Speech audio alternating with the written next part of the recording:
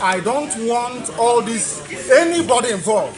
I've been hearing about idiots talking all over the place. Some fools trying to be relevant because of Biafra, or trying to use my name to gain relevance.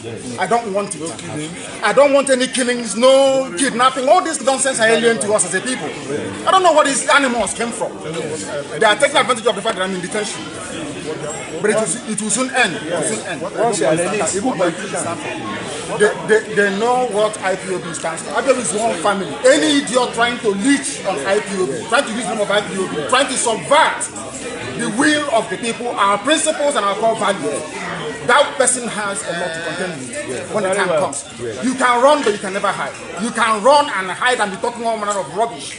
So one day, we will catch up with you. This persecution of the Igbo people, this orchestrated, almost global persecution of the people stops with me. It cannot happen. It can never happen. That is why we do what we do. That is why I do what I do.